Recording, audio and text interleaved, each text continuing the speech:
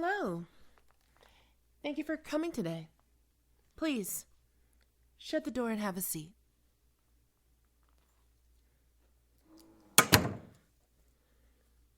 I wanted to use today's session to talk about the fear of intimacy you mentioned briefly last week. I feel that we can learn a lot by exploring it.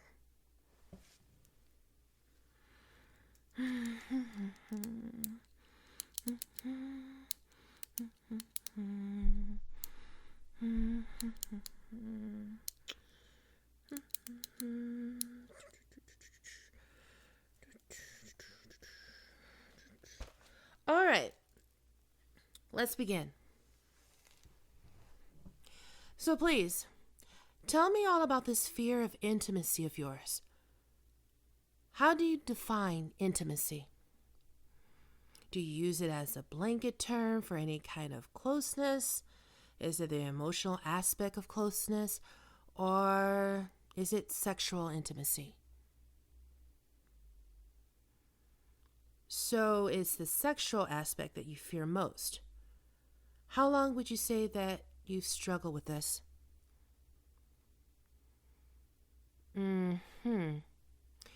And if you can remember, was there anything that instigated the fear? A specific event, perhaps? Or did it just manifest on its own?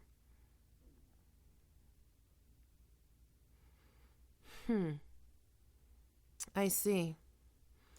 Phobias of this significance seldom stem from one event.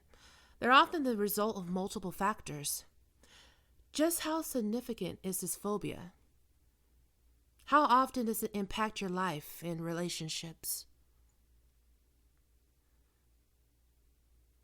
Have you considered that you might be asexual to some degree, or perhaps demisexual? No?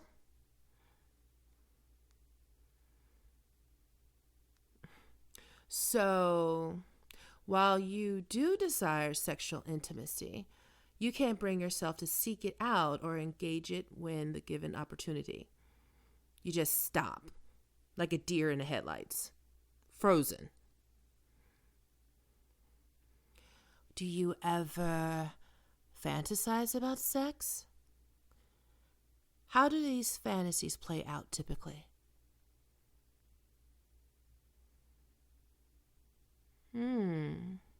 Interesting. You have quite the vibrant imagination. Perhaps that's what's keeping you from acting on your desires. The idea that nothing in reality could ever be as good as what goes on in that dirty little mind of yours, so why bother seeking it out? Real people are so high maintenance. You have to say that you love them, make them feel good, put up with all their flaws.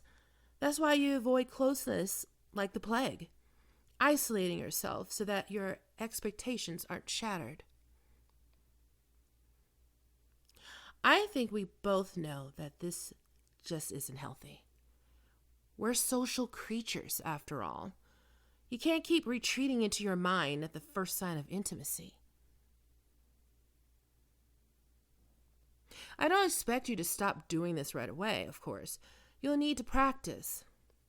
I suggest finding a controlled environment, one that you're comfortable in, as well as someone that you trust.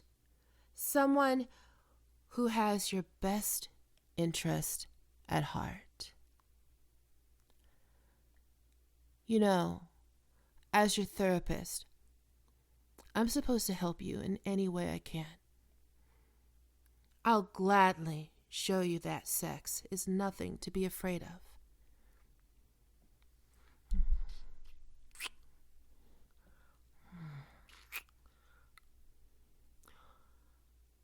What do you mean, no? I'm just trying to help you. If you don't let me help you, I'll have to report that you're refusing treatment. Then you'll really be in trouble. They lock you up in the hospital for being belligerent. We wouldn't want that, would we? That's right. Good girl. You know you wouldn't survive in the hospital, alone and just as scared as before you came in here. You also know that you can't survive alone in the real world, but that's just what you would be. Alone. Because you're too scared to let people love you. That's why you need me. You need someone who knows your filthy mind, who can give you what you need, but can also fuck you like only a flesh and blood woman can. And who better to do that than the woman who's been confessing your secrets to for months? At this point, I probably know you better than you know you. And I know that you want this. You want to get over this stupid, crippling fear and just be a normal person who's capable of receiving affection. I know that is scary, but it's for your own good. I'll be kind to you and start things out slowly. I don't expect you to be too enthusiastic right away. Not with how deeply rooted this phobia is. Just sit back and enjoy the ride. And don't you dare try to run, scream, or get out of this in some way. If you do, I will restrain you or call someone else to do it for me. You are not in control here. Are we clear? Wonderful. Now, where to begin? Let me just pop myself down next to you, nice and close. Maybe I'll rest a hand on your thigh and squeeze it gently. Get your blood flowing a little.